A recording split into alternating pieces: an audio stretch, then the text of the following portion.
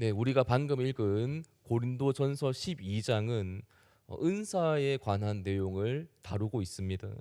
사도 바울은 고린도 교인들을 향해서 너희가 신령한 것에 대해서 알지 못하기를 원치 않는다라고 하면서 은사의 필요성과 또 중요성에 대해서 강조를 하고 있는 그러한 대목입니다.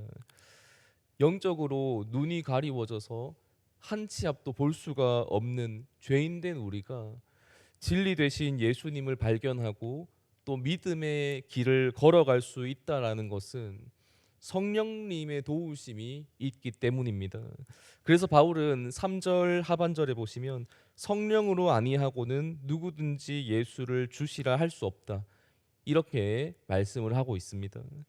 그리고 은사라는 것도 성령 하나님이 주시는 것이기 때문에 결코 부정적이거나 나쁜 것이 아니라고 말씀드릴 수 있습니다.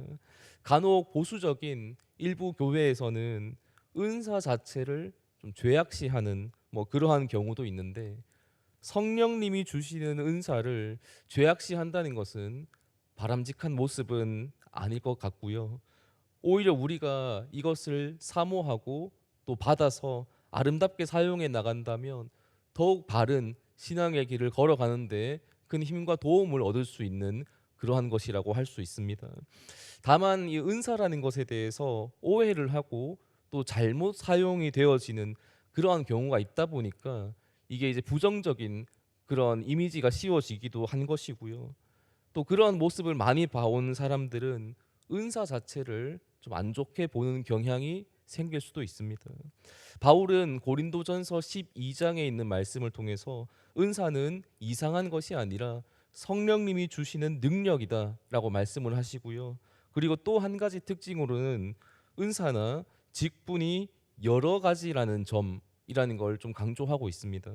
다시 말해서 각 사람에게 주시는 은사나 사명, 직분 이러한 것들이 다 다를 수 있다라는 점을 강조하고 있어요. 어떤 사람은 방언 말하는 능력, 또 어떤 사람은 예언의 은사, 또 어떤 사람에게는 병 고치는 은사, 또 어떤 사람에게는 말씀을 깨달을 수 있는 은사를 주신다라고 이야기를 해주시죠. 그러니까 우리가 여기에서 생각해 볼 수 있는 것은 은사를 가지고 절대로 다른 사람과 비교해서는 안 된다라는 것을 우리가 생각해 볼 수 있습니다. 나는 방언을 할 줄 아는데 저 사람은 못하는 거 보니까 하나님께서 너를 안 사랑하시나 보다. 너는 구원에서 탈락된 것 보다. 이렇게 사람을 판단하면 안 된다는 거죠. 은사는 모든 사람에게 똑같은 것으로 주시지 않는다고 말씀하셨어요. 그리고 모든 사람에게 은사를 똑같이 주시지 않는 이유가 있는데 그 이유는 바로 우리가 주님 안에서 한 몸을 이루기 때문입니다. 한 몸을 이루기 위해서는 여러 가지 많은 지체들이 잘 모여야 되겠죠. 몸을 지시하는 머리도 있어야 될 것이고요. 또 피를 공급해 주는 심장도 있어야 되고 손과 발도 있어야 할 겁니다. 또한 우리가 다 알지도 못하는 수많은 기관들이 우리의 몸속에는 자리 잡고 있을 겁니다. 그렇게 수많은 지체들이 자신의 위치에서 잘 작동되어질 때 건강한 한 몸을 이루어낼 수 있는 것이죠. 물론 내가 생각하는 기준에서 좀 더 중요해 보이는 그러한 기관이 있을 수는 있습니다. 그리고 좀 덜 중요해 보이는 그러한 부분도 있을 수 있겠죠. 하지만 덜 중요한 부분이 없어져도 되느냐라고 했을 때 그건 결코 아니거든요. 아주 작은 부위라도 그에 맞는 역할이 있는 것이고요. 만약 그 부분에 문제가 생기면 그 부분만 아픈 게 아니라 온 몸이 다 아프다라고 느끼게 됩니다. 건강을 유지하기 어려워진다는 거죠. 만약 이 하나의 몸 안에서 서로 분열하고 다투는 이런 시기하고 질투하는 일들이 벌어지면 어떻게 되겠습니까? 너무나도 안타깝고 또 어리석은 행동일 수밖에 없습니다. 하나의 몸을 이루기 위해서 다 필요한 것이고 각자에게 주어진 역할이 있는 것인데 손을 보고 제대로 걷지 못한다고 해서 비판을 하고 발을 향해서 제대로 물건을 집어내지 못한다 해서 판단을 한다면 이게 참으로 안타까운 일이 아닐까 싶습니다. 은사라는 것은 성령님이 주시는 것이기에 너무나 좋은 것이고 우리가 사모해야 하는 것이지만, 이걸 가지고 뭐 다른 사람과 비교를 한다거나 또는 한 몸을 이루는 일에 사용하지 않고 내 이익과 내 욕심을 위해 사용하는 그러한 일들이 일어나다 보니까 은사가 부정적으로 보이는 경향이 있었던 것 같습니다. 우리는 이 은사라는 것에 대해서 분명하게 정리할 필요가 있어요. 이것은 성령님이 주시는 능력이기에 우리가 사모해야 하고 구해야 하는 겁니다.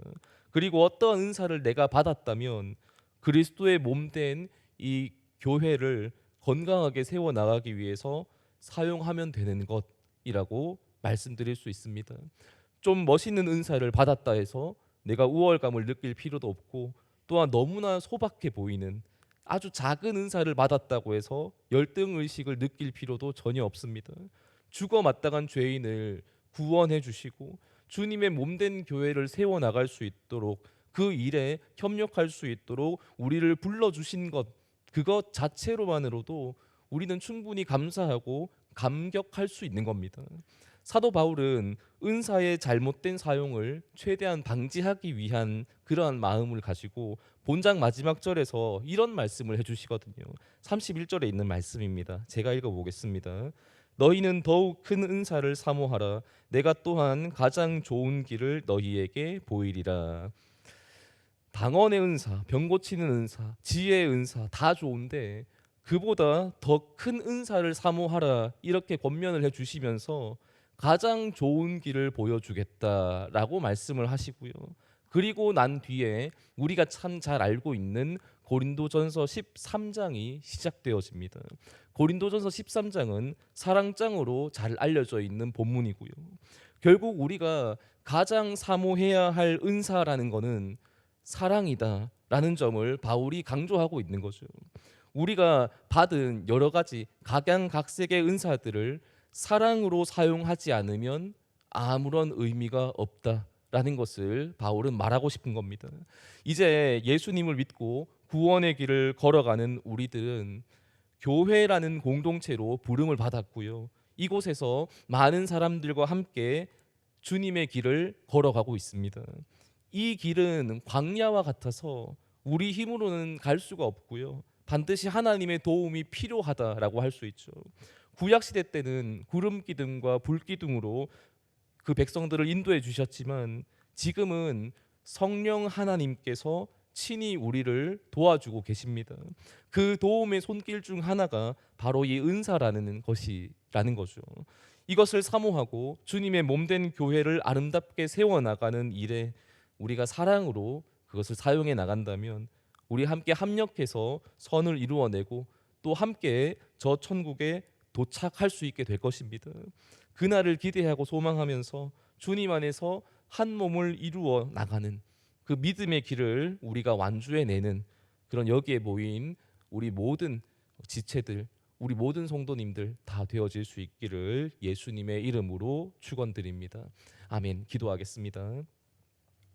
하나님 아버지, 감사합니다.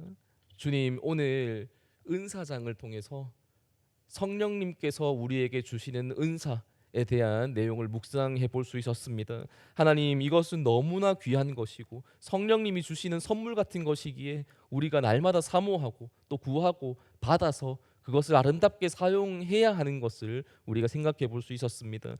하지만 주님, 죄인된 모습을 가지고 있는 우리이다 보니 이 주시는 선물을 잘못된 곳에 사용하는 일들이 있었습니다. 주님, 우리의 연약함으로 또 우리의 욕심으로 인해서 교회를 세우는 일에 사용하지 않고 어떤 나를 드러내는 일에 사용했다면 용서하여 주시고, 주님 주시는 이 은사, 이 은혜를 정말로 은혜로 알고 하나님을 위해서 그리고 또 교회를 위해서 다른 사람을 섬기는 일에, 사랑을 실천하는 일에 사용할 수 있도록 도와주시옵소서. 그리하여서 예수 그리스도의 이 몸된 교회를 바르게 세워나가며 하나님께 영광 올려드리며 우리 함께 저 천국을 향해서 기꺼이 나아갈 수 있는 그런 믿음의 발걸음들이 다 되어질 수 있도록 주님 인도하여 주시고 축복하여 주시옵소서. 감사드리며 살아계신 예수님의 이름으로 기도드립니다. 아멘.